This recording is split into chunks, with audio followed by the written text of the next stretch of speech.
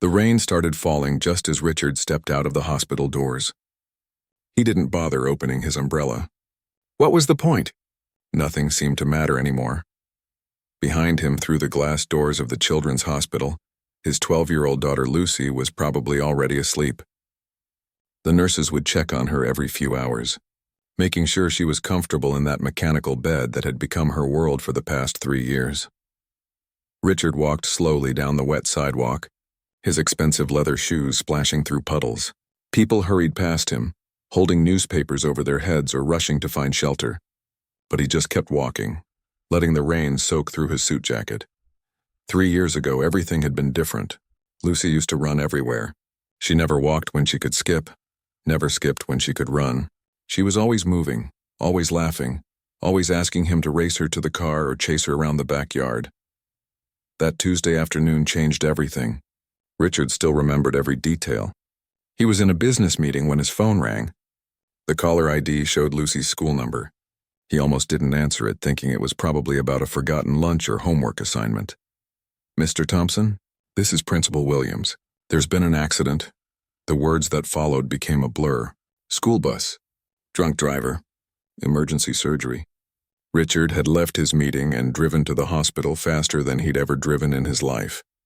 When he arrived, Lucy was already in surgery, and the doctors weren't sure if she would make it through the night. She did make it. But when she woke up 3 days later, she couldn't feel her legs. The doctors explained it gently. Spinal cord injury, severe damage to the nerves. They used words like permanent and unlikely to recover. They talked about wheelchairs and physical therapy and learning to adapt to a new normal. Richard refused to accept it. He was the founder of a tech company worth hundreds of millions of dollars. He had connections, resources, money. Surely someone somewhere could fix this. Over the next 3 years, he spent more than $5 million trying to prove the doctors wrong. He flew Lucy to specialists in New York, London, Tokyo, and Switzerland. They tried experimental treatments, stem cell therapy, and procedures so new they didn't even have proper names yet. Each time, the result was the same. Lucy would go through weeks of tests and treatments, getting her hopes up, only to be told that nothing had changed. The damage was too severe. The nerves couldn't be repaired. With each failed treatment, Richard watched his daughter's spirit break a little more. The girl who used to light up every room she entered became quiet and withdrawn. She stopped asking when she would walk again. She stopped talking about the dance classes she wanted to take or the soccer team she planned to join. The latest treatment in Switzerland had been their most expensive attempt yet. $2 million for a procedure that was supposed to stimulate nerve growth, using electrical impulses and special medications. Lucy had been so hopeful. She'd even started making plans for what she would do when she could walk again. But last week, Dr. Mueller had delivered the same devastating news they'd heard so many times before.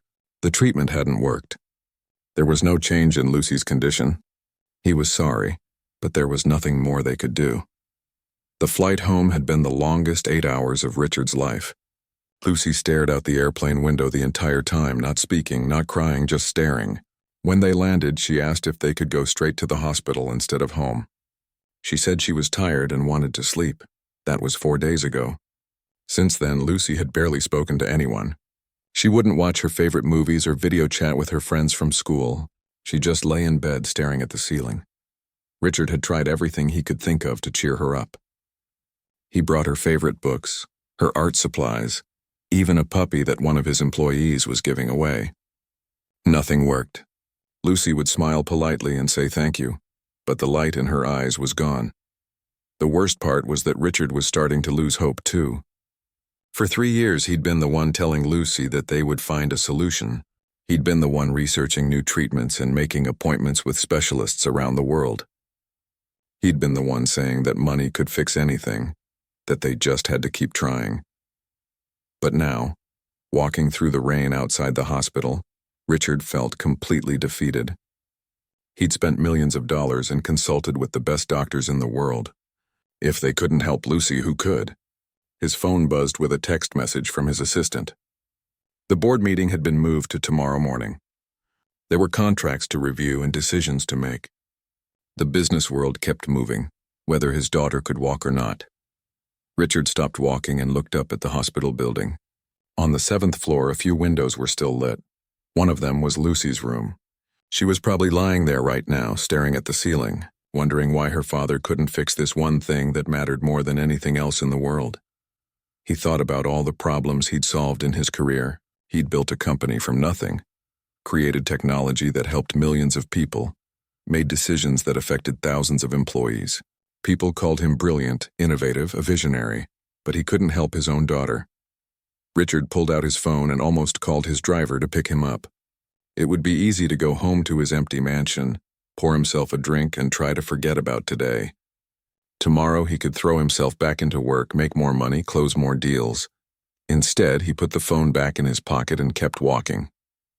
He wasn't ready to face the emptiness of his house. Out here in the rain, at least he felt something. The cold water running down his face mixed with tears he didn't want to admit he was crying. A mother and her young son hurried past him, the boy chattering excitedly about something that had happened at school. The woman laughed and ruffled his hair, pulling him closer as they walked. Richard watched them disappear around the corner and felt a sharp pain in his chest. He and Lucy used to walk like that. She would hold his hand and tell him about her day, about her friends and teachers and all the things that seemed so important when you were 9 years old. Now their conversations were about pain medication schedules and physical therapy appointments. Richard found himself walking in a circle around the hospital block. He'd done this before, especially after receiving bad news from doctors. Something about walking helped him think, even when there didn't seem to be anything left to think about. The rain was getting heavier, and most people had found shelter. The streets were quieter now, just the sound of cars driving through puddles and water running down storm drains. As he rounded the corner back toward the hospital entrance, Richard saw a figure sitting on the ground near the main doors. It was a young person, maybe a teenager, sitting cross-legged on what looked like an old blanket. Despite the rain, the figure didn't seem to be in any hurry to find shelter. Richard slowed his pace as he got closer. The hospital had security guards who usually moved homeless people along, especially near the main entrance. But tonight, either they hadn't noticed, or they were being more lenient because of the weather. The figure looked up as Richard approached, and he could see it was a boy, probably around 14 or 15 years old. His clothes were old and patched but clean. His dark hair was wet from the rain, but his eyes were bright and alert. "Rough night?" the boy asked quietly. Richard stopped walking, surprised by the question. Most people avoided eye contact on the street, especially with someone who was clearly homeless. But this boy spoke with a confidence that seemed unusual for his situation. "You could say that," Richard replied, not sure why he was stopping to talk to a stranger. The boy nodded toward the hospital building. "Someone you care about in there?" Richard hesitated. He wasn't used to talking about personal things with strangers, especially not with a homeless teenager sitting in the rain, but something about the boy's voice made him want to answer. "My daughter," Richard said simply. "What's wrong with her?" The question was direct but not rude. There was genuine concern in the boy's voice, as if he really wanted to know. "She can't walk," Richard heard himself saying. "Hasn't been able to for 3 years." The boy was quiet for a moment, studying Richard's face. "The doctors say she never will?" "Every single one." Richard's voice came out more bitter than he intended. "I've taken her to specialists all over the world. Spent millions of dollars. They all say the same thing." "That must be hard," the boy said softly. "For both of you." Richard was surprised by the understanding in those simple words. Most people either offered empty reassurances or changed the subject quickly. This kid was actually listening. "Yeah," Richard said. "It is." The boy shifted on his blanket, making room. "Want to sit down? You look tired." Richard almost said no. The idea of sitting on a wet blanket outside a hospital talking to a homeless teenager seemed ridiculous. But his legs were tired, and something about the boy's calm presence was oddly comforting. He sat down on the edge of the blanket, not caring that his expensive suit was getting even wetter. "I'm Alex," the boy said. "What's your name?" "Richard." "How old is your daughter, Richard?" 12, her name is Lucy. Alex nodded thoughtfully. "That's a tough age to deal with something like that." "Know how to handle it." Richard looked at Alex more carefully. Most teenagers wouldn't think about something like that. "You sound like you know something about it." "I've been around hospitals a lot," Alex said. "You see all kinds of situations. Kids dealing with things no kid should have to deal with. Are you sick? Richard asked, suddenly concerned. Alex shook his head. No, not me, but I've learned a lot just from being around here. Richard was curious about what that meant, but Alex spoke again before he could ask. Tell me about Lucy's injury. What exactly happened? Richard found himself explaining the whole story. The bus accident, the emergency surgery, the doctor's diagnosis. Alex listened without interrupting, asking occasional questions that showed he understood more about spinal injuries than most people would. So the damage is in her lower spine? Alex asked. The doctors call it a complete injury at the L1 vertebra. They say the nerves are completely severed. Alex was quiet for a long moment. And you've tried everything? Everything, Richard said firmly. Stem cell treatments, electrical stimulation, experimental drugs, surgery. If it exists, we've tried it. What about alternative approaches? Richard almost laughed. You mean like crystals and meditation? Come on, kid. We're talking about a severed spinal cord, not a headache. But Alex didn't seem offended by Richard's tone. I'm not talking about magic, he said calmly. I'm talking about approaches that work with the body's natural healing systems instead of against them. The body's natural healing systems failed, Richard said. That's why we needed doctors in the first place. Maybe, Alex said. Or maybe the body just needs the right kind of help. Richard studied the boy's face. There was something in his expression that reminded Richard of the top specialists he'd consulted with. A kind of quiet confidence, as if Alex knew something that others didn't. What are you saying exactly? Richard asked. Alex looked directly at him. I'm saying I think I might be able to help your daughter. Richard stared at him. Help her how? Help her walk again. The words hung in the air between them. Richard felt a familiar surge of hope, followed immediately by anger. How many times had he heard promises like this? How many doctors had convinced him they had the answer? Look, kid, Richard said, starting to stand up. I appreciate you listening, but wait, Alex said quietly. I know how this sounds. I know you've heard promises before, but I'm not asking you to believe me right now. I'm just asking you to listen. Something in Alex's voice made Richard sit back down. Maybe it was the calmness or the fact that Alex wasn't making wild claims or asking for money. He was just asking to be heard. I've been studying the human body since I was 8 years old, Alex continued. Not in school, but on my own. I've read every medical textbook I could get my hands on. I've watched surgeries online, studied anatomy diagrams, learned about how nerves and muscles and bones work together. That's impressive, Richard said carefully. But reading about medicine isn't the same as practicing it. You're right, Alex agreed. But I've also been learning from someone who understood healing in ways that most doctors don't. Who? My grandmother. She was a healer in our home country before we came here. She knew things about the body that aren't taught in medical schools. Richard felt his skepticism returning. Traditional medicine is fine for some things, but a severed spinal cord isn't necessarily as permanent as doctors think, Alex finished. The human body has healing capabilities that modern medicine is just beginning to understand. Alex reached into a small bag beside him and pulled out a worn notebook. Even in the dim light from the hospital entrance, Richard could see that it was filled with detailed drawings and notes. Look, Alex said, opening the notebook to a page covered with diagrams of the human spine. The doctors told you that Lucy's nerves are completely severed, right? Richard nodded, but what if they're not? What if they're just damaged and the body has created scar tissue that's blocking the signals? The MRI scans show what's there right now, Alex interrupted gently. They don't show what could be there with the right treatment. Alex flipped to another page in his notebook. This one showed detailed drawings of pressure points and what looked like energy pathways running through the human body. There are systems in the body that Western medicine barely acknowledges, Alex said. Electrical pathways, energy flows, connections between different parts of the body that go beyond just nerves and blood vessels. Richard looked at the drawings. They were incredibly detailed and precise, far beyond what he would have expected from a teenager living on the street. Even if that's true, Richard said, how would you access these systems? Through pressure points, specific movements, breathing techniques, Alex explained. Ways of encouraging the body to heal itself instead of trying to force healing from the outside. And you learned all this from your grandmother? From her, from books, from observation, Alex said. I've been practicing these techniques for years. Richard felt torn between hope and skepticism. On one hand, Alex seemed to know far more about medicine and anatomy than any teenager should. His notebook was filled with information that looked legitimate and sophisticated.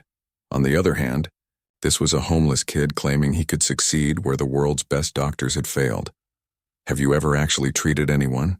Richard asked. Alex was quiet for a moment. "A few people," he said finally. "Small things, mostly. Pain relief, mobility issues, helping people recover from injuries faster. But nothing like Lucy's condition? Not exactly like hers," Alex admitted. "But similar principles apply." Richard closed his eyes and rubbed his temples. This was crazy. He was sitting in the rain talking to a homeless teenager about alternative healing methods for his daughter's spinal cord injury. But then he thought about Lucy lying in that hospital bed, staring at the ceiling with empty eyes. He thought about the millions of dollars he'd spent on treatments that didn't work. He thought about the specialists who had run out of options. "What would you want in return?" Richard asked, opening his eyes. Alex looked surprised by the question. "Want?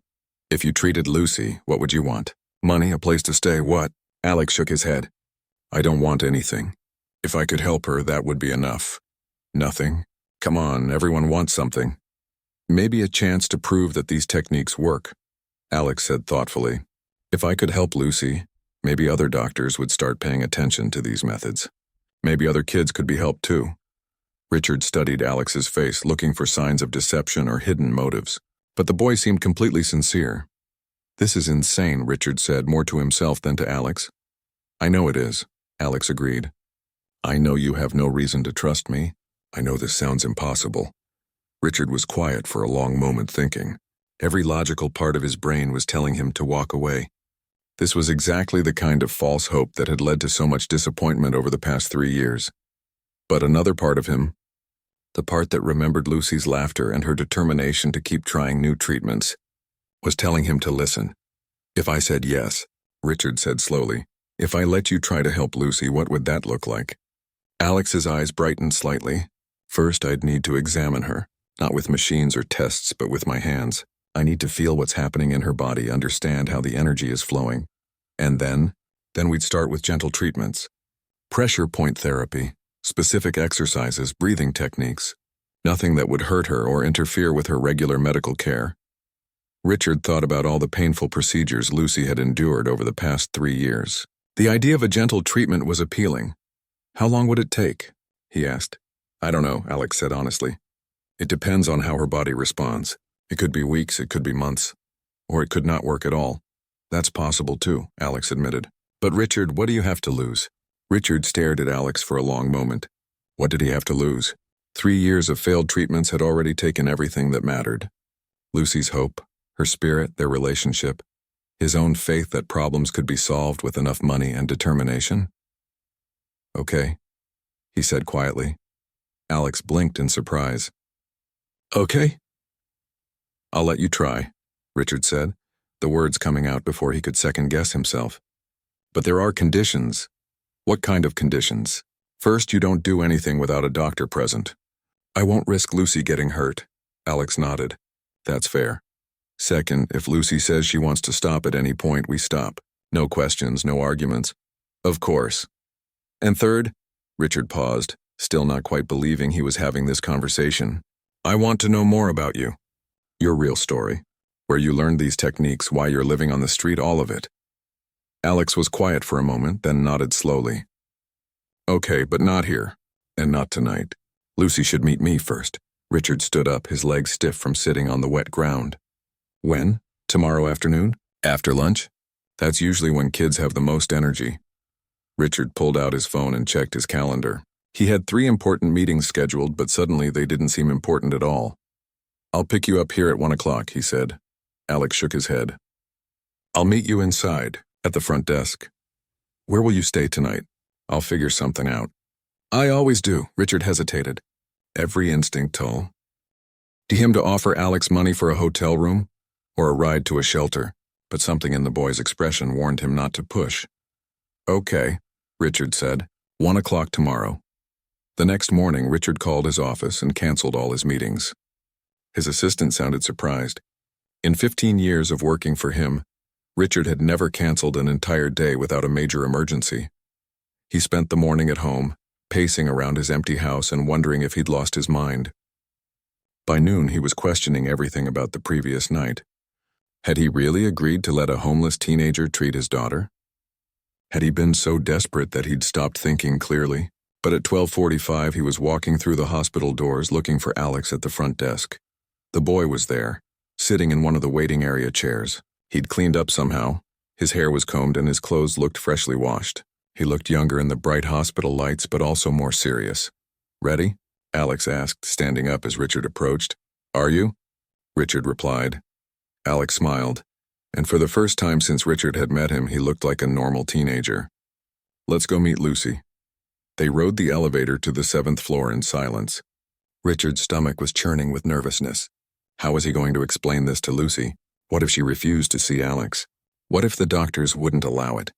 Dr. Peterson, Lucy's primary physician, was coming out of Lucy's room as they approached. "Richard," Dr. Peterson said, looking surprised. "I wasn't expecting you until this evening."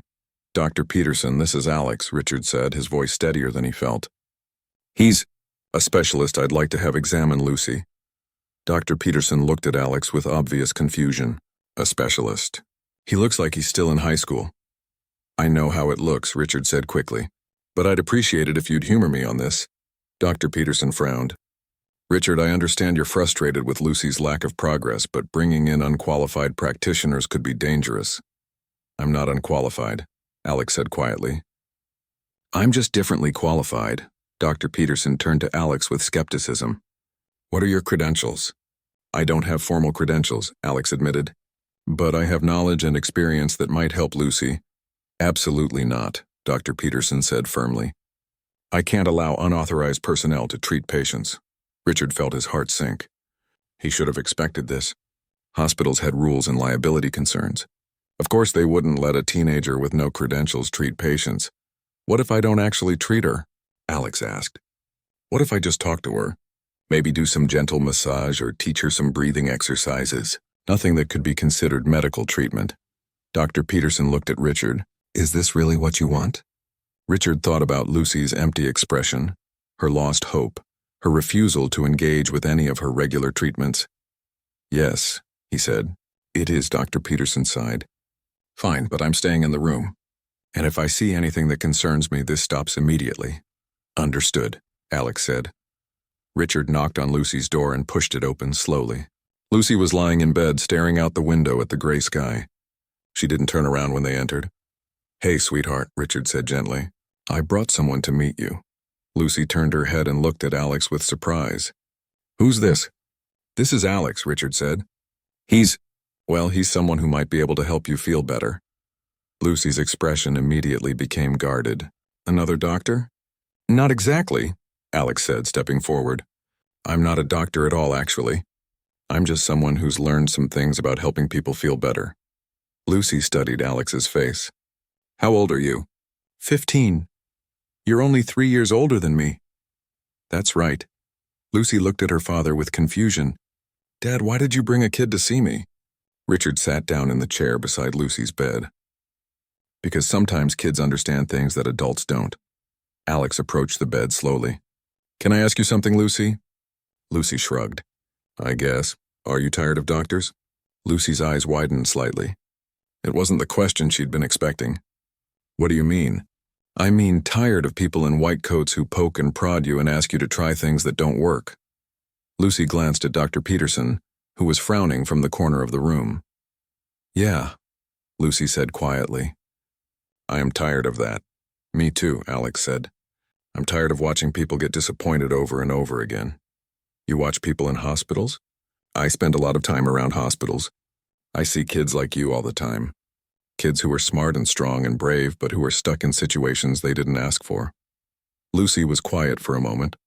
"Are you sick too?" "No," Alex said. "But I've learned things that might help people who are." "What kind of things?" Alex pulled his notebook from his pocket. "Mind if I show you?" Lucy nodded, and Alex opened the notebook to a page covered with drawings of the human body. "These are maps," Alex explained, sitting on the edge of Lucy's bed. "Maps of all the different systems in your body that most doctors don't pay attention to." Lucy looked at the drawings with interest. "What do you mean, systems?" "Well, you know about your nervous system, right? The network of nerves that carry signals from your brain to the rest of your body." "Yeah, mine's broken." "Maybe," Alex said. "But what if there are other ways for signals to travel through your body? What if the nervous system isn't the only communication network you have? Lucy looked skeptical. Like what? Alex pointed to one of the drawings. Energy pathways.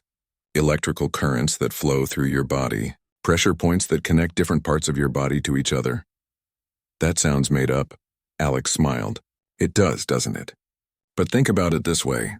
When you get scared, your heart beats faster, right? Yeah. And when you're nervous, you might get butterflies in your stomach? Yeah. How does your stomach know that your brain is nervous? They're not connected by nerves that control that feeling.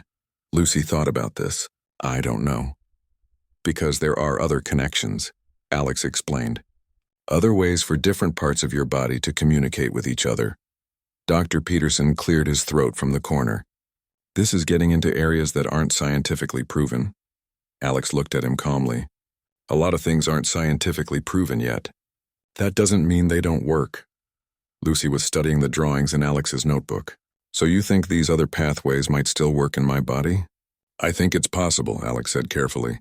I think your body might have more healing ability than the doctors realize. But I've been hurt for 3 years. If my body could heal, wouldn't it have done it already? Not if it doesn't know how, Alex said. Sometimes the body needs help remembering what it's supposed to do. Lucy looked at her father. Dad, do you really think this could work? Richard felt the weight of the question. If he said yes and raised Lucy's hopes again, only to have them crushed, he wasn't sure either of them could handle it. But if he said no, he might be giving up on the only chance they had left? I don't know, sweetheart, he said honestly, but I think it's worth trying. Lucy was quiet for a long moment, looking back and forth between Alex and the notebook. What would you do? She asked Alex finally. First, I'd just touch your back and legs. Not to hurt you, but to feel what's happening in your body, to understand how energy is flowing through you. That's it? For the first session, yes. I need to learn about your body before I can help it. Lucy looked at Dr. Peterson. Would that be okay? Dr. Peterson looked uncomfortable. I suppose gentle massage wouldn't be harmful, but I want to be clear that this isn't real medical treatment. I understand, Lucy said. Then she looked back at Alex. Okay, you can try. Alex smiled. Thank you for trusting me. I don't really trust you yet, Lucy said honestly. But I'm tired of lying here doing nothing. Alex laughed. That's fair. Trust should be earned. He moved his chair closer to Lucy's bed. Can you sit up? Lucy pulled herself up with her arms settling back against her pillows. I'm going to put my hands on your back, okay? Just to feel the muscles and bones underneath, Lucy nodded. And Alex gently placed his hands on her shoulders. For the next several minutes, Alex moved his hands slowly down Lucy's back, pressing gently at different points. His touch was light and careful, and his face was concentrated as if he was listening to something only he could hear. Your muscles are very tense, Alex said softly, especially here around your shoulder blades. They always hurt, Lucy admitted. That's because they're working too hard. They're trying to compensate for other muscles that aren't working. Alex continued his examination, moving his hands along Lucy's arms and legs. When he touched her legs, Lucy watched his face carefully. Can you feel that? Alex asked. No, Lucy said quietly. Alex nodded, but he didn't look discouraged. That's okay.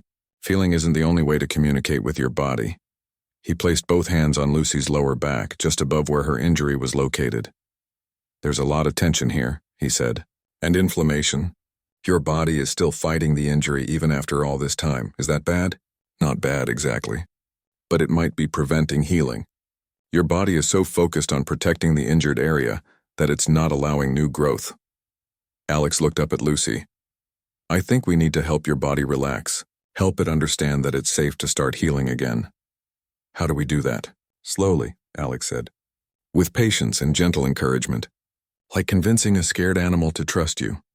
Lucy smiled for the first time since X had entered the room.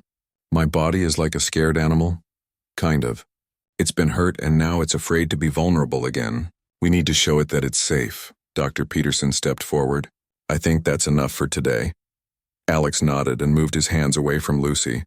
How do you feel? Lucy thought about it. Different. Not worse, but different, like something shifted. That's a good sign, Alex said. It means your body is responding. When can you come back? Lucy asked. Alex looked at Richard. Tomorrow? Same time, Richard said. As they prepared to leave, Lucy called out to Alex. Alex? Yeah? Thank you for not treating me like I'm broken. Alex smiled. You're not broken, Lucy. You're just healing. Over the next 2 weeks, Alex visited Lucy every day.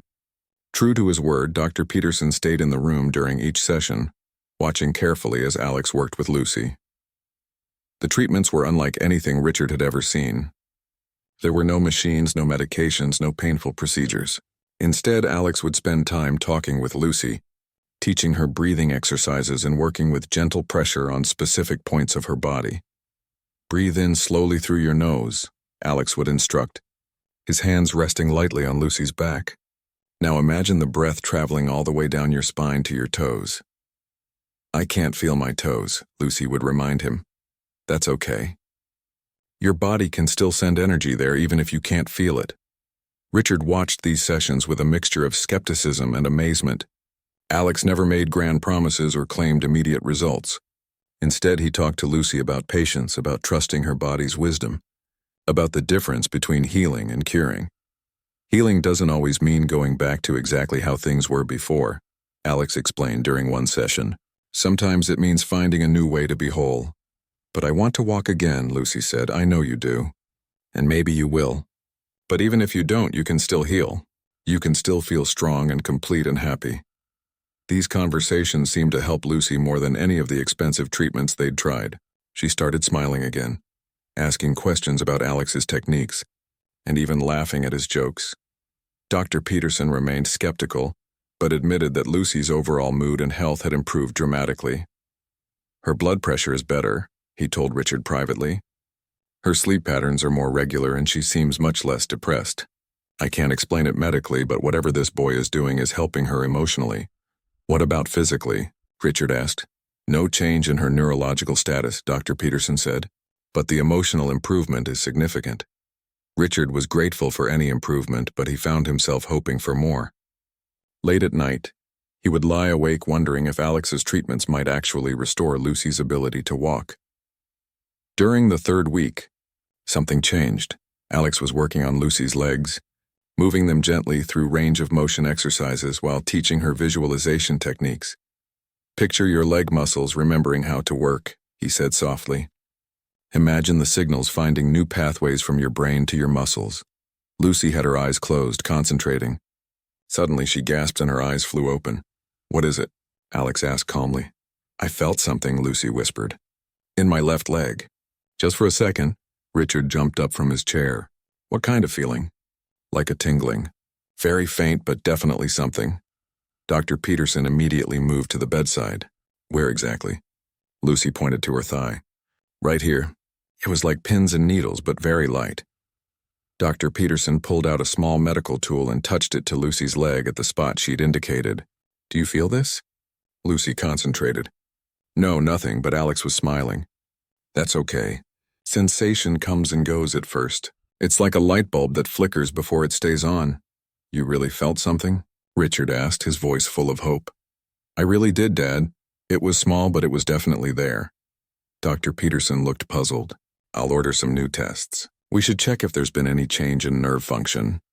Over the next few days, Lucy experienced several more episodes of sensation in her legs. They were brief and unpredictable, but they were real. The neurological tests showed subtle changes that Dr. Peterson couldn't fully explain. There appears to be some minimal improvement in nerve conductivity, he told Richard. It's very slight, and I'm not sure it's clinically significant, but it's measurable. Alex continued his daily sessions with Lucy, gradually introducing more active exercises. He taught her techniques for moving her legs using her hip muscles and core strength. Even if you can't feel your legs, you can still strengthen the muscles that control them, he explained. And strong muscles create better conditions for nerve regeneration. Lucy threw herself into the exercises with renewed determination. For the first time in 3 years, she had hope that her situation might improve. 1 month after Alex had started treating Lucy, Richard decided it was time to learn more about the boy who had brought this hope into their lives. He invited Alex to dinner at his house, partly to thank him and partly to satisfy his curiosity about Alex's background. Alex arrived at Richard's mansion looking overwhelmed by its size and luxury. This is where you live?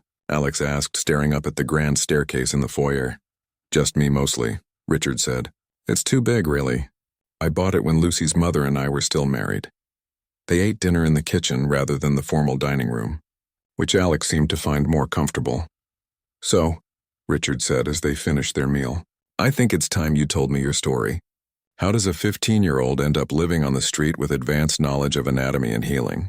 Alex was quiet for a moment, pushing food around on his plate. It's not a happy story, he said finally. I didn't think it would be. Alex took a deep breath. My real name is Alex Chen. I came to this country with my grandmother when I was 8. My parents died in an accident back home, and she was the only family I had left. Richard listened without interrupting. My grandmother was a traditional healer in China. She knew things about the human body that she'd learned from her grandmother, and her grandmother before that. Techniques that had been passed down for generations. What kind of techniques? Pressure point therapy, energy meridian work, herbal medicine, meditation practices. In China, she was respected in our village. People came from far away to see her. Alex paused, his eyes distant with memory. But when we came here, none of that mattered. She couldn't get licensed to practice medicine. Her English wasn't good enough for her to pass the exams, and her methods weren't accepted by Western doctors anyway. What did she do? She cleaned office buildings at night. During the day, she taught me everything she knew. She said someone needed to carry on the knowledge. Richard could hear the love and respect in Alex's voice when he talked about his grandmother. She died 2 years ago. Alex continued, cancer. The irony was that she could help other people heal, but the treatments that might have saved her were too expensive for us to afford. I'm sorry, Richard said softly. After she died, I ended up in foster care for a while, but the families didn't understand what I was trying to do. They thought I was weird for studying medical books and practicing healing techniques. So you left? Alex nodded. I figured I could take better care of myself on the street than in homes where people didn't want me. But why stay near the hospital? Because that's where I could learn the most, Alex said. I could observe real medical cases, talk to patients and families, understand how different conditions affected people. Richard was amazed by Alex's determination to continue his education under such difficult circumstances. How do you survive? Food, shelter, staying clean? There are ways, Alex said vaguely. The hospital staff know me. Some of them let me use employee facilities to wash up. There are soup kitchens, and I sometimes do odd jobs for spending money. Don't you want a normal life? School friends, a place to live? Alex considered this. I want to help people. Everything else is secondary. Richard was quiet for a moment, thinking about his own priorities and how different they were from Alex's. What you're doing for Lucy, Richard said finally. Is it working? I mean, really working? Or are we just seeing coincidences and wishful thinking? Alex met his eyes directly. It's working. Lucy's body is starting to remember how to heal itself. The sensations she's experiencing are real, and they're going to get stronger. How can you be so sure? Because I can feel the energy moving through her body when I work with her. The pathways are opening up. It's slow, but it's happening. Richard wanted to believe him, but years of disappointment had made him cautious. What if you're wrong? Richard asked. What if this is just another false hope? Then Lucy will still be better off than she was before, Alex said. She's stronger now, happier, more confident. Even if she never walks again, she's healing in other ways. That night after Alex had left, Richard sat in his study thinking about their conversation. This teenager had already given Lucy more hope and happiness than 3 years of expensive medical treatments. But more than that, Alex had reminded Richard what real dedication looked like. Here was a boy who had lost everything but had chosen to use his knowledge to help others, rather than feeling sorry for himself. The next morning, Richard made a decision. He called his lawyer and started making arrangements to become Alex's legal guardian. If Alex was going to continue helping Lucy, he deserved a safe place to live and the resources to develop his abilities further. When Richard presented the idea to Alex that afternoon at the hospital, the boy was stunned. You want to adopt me? Legal guardianship, Richard clarified.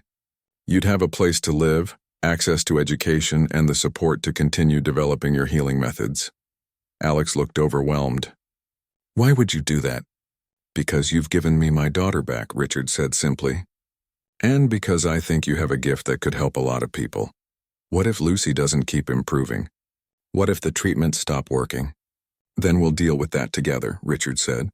As a family. Alex was quiet for a long moment, then smiled. I'd like that. As they walked toward Lucy's room together, Richard felt something he hadn't experienced in years. Not just hope for Lucy's recovery, but excitement about the future. For the first time since the accident, he felt like they were moving forward instead of just trying to get back to where they'd been before. Dad, Lucy called out as they entered her room. Alex, you have to see this. Lucy was sitting on the edge of her bed, her legs hanging over the side. As they watched, she slowly moved her left foot up and down. I can move it, she said, her face glowing with excitement. I still can't feel it very much, but I can make it move. Richard felt tears in his eyes as he watched his daughter demonstrate her new ability. It was a small movement, but it represented something much larger. It represented the possibility that the impossible might not be impossible after all. Alex sat down beside Lucy and gently examined her leg. This is wonderful progress, he said. How does it feel to move it? Strange, Lucy said. Like I'm moving someone else's foot. But I can see it working, so I know it's mine. The feeling will come back gradually, Alex assured her. Movement first, then sensation. Richard watched Alex work with Lucy, showing her exercises to strengthen the newly responsive muscles. As he observed them together, he realized that Alex hadn't just helped Lucy heal. He'd helped their whole family remember what it meant to hope for the future. 6 months after Alex first sat down on that wet blanket outside the hospital, Lucy took her first steps. It happened on a Tuesday morning during what had become their regular session. Alex was working with Lucy on balance exercises, supporting her as she practiced standing beside her bed. I think I can do it, Lucy said suddenly. I think I can take a step. Alex positioned himself in front of her, ready to catch her if she fell. Okay, but don't force it. Let your body tell you when it's ready. Lucy stood still for a moment, concentrating. Then slowly and carefully she lifted her right foot and moved it forward about 6 inches. The room erupted in cheers. Dr. Peterson, who had been documenting the session, dropped his clipboard. Richard jumped up from his chair and covered his mouth with his hands, trying not to cry. But Lucy wasn't finished. With Alex's steadying hands nearby, she took another step, then another. She walked 4 steps total before her legs started to shake and Alex helped her back to the bed. I did it, Lucy whispered, staring at her own feet in amazement. I actually walked. You did, Alex said, his own eyes bright with tears. You walked. Over the next few weeks, Lucy's walking improved rapidly. At first, she needed a walker for support and could only manage short distances. But her strength and coordination returned more quickly than anyone had expected. Dr. Peterson was astounded by her progress. He ran every test he could think of, trying to understand what had happened. The results showed significant improvement in nerve function and muscle response, but he couldn't explain the mechanism that had caused the healing. From a medical standpoint, this should be impossible, he told Richard during one of their regular consultations. Lucy's original injury was complete. These kinds of recoveries simply don't happen. But it did happen, Richard pointed out. Yes, it did, and I'm documenting every aspect of it. This case study could change how we think about spinal cord injuries. Dr. Peterson paused, looking thoughtful. I have to ask, Richard, would Alex be willing to work with other patients? There are several cases in our spinal unit that might benefit from his approach. Richard discussed the possibility with Alex that evening over dinner. They were eating in the main dining room now, all 3 of them together. Alex had been living with them for 2 months, and the big house finally felt like a home again. What do you think? Richard asked. Are you ready to help other people? Alex looked nervous. I want to help, but I'm worried about expectations. Lucy's case was special. Not everyone will respond the same way. But some might, Lucy pointed out. And even if they don't get completely better, you could still help them feel stronger and happier like you did for me. Alex smiled at her. When did you get so wise? I learned from the best teacher, Lucy replied, grinning back at him. Richard had been thinking about this possibility for weeks. What if we started a clinic? A place where you could work with people using your methods but with full medical support? A real clinic? Alex asked. A real clinic. With proper equipment, qualified medical staff, and resources for research. We could study your techniques scientifically and train other people to use them. Alex was quiet for a long moment. That would be amazing. But I'm only 15. Who would take me seriously? Leave that to me, Richard said. I know how to get things done, and he did. Within 3 months, Richard had purchased a building near the hospital and began converting it into a rehabilitation center. He hired Dr. Peterson as the medical director and assembled a team of physical therapists, researchers, and support staff. The Integrated Healing Center opened 6 months later with Alex as its chief practitioner of alternative therapies. The media attention was enormous. Here was a teenage healer working alongside conventional doctors to treat patients who had been told they would never recover. The first patients were carefully selected. People with spinal cord injuries, chronic pain conditions, and mobility issues that hadn't responded to traditional treatments. Alex worked with each one personally, teaching them his breathing techniques, energy work, and gentle movement practices. Not everyone experienced the dramatic recovery that Lucy had, but most patients showed some improvement. More importantly, they found hope and a sense of empowerment over their own healing process. Lucy became the clinic's unofficial ambassador. Now walking without assistance and planning to return to regular school in the fall, she spent time talking to new patients and their families. The most important thing Alex taught me, she would tell them, is that healing isn't just about fixing what's broken. It's about becoming whole in a new way. As the first year of the clinic's operation came to an end, Richard found himself reflecting on how much their lives had changed. He was still running his tech company, but his real passion now was the clinic and the research they were doing. More importantly, his relationship with Lucy had been transformed.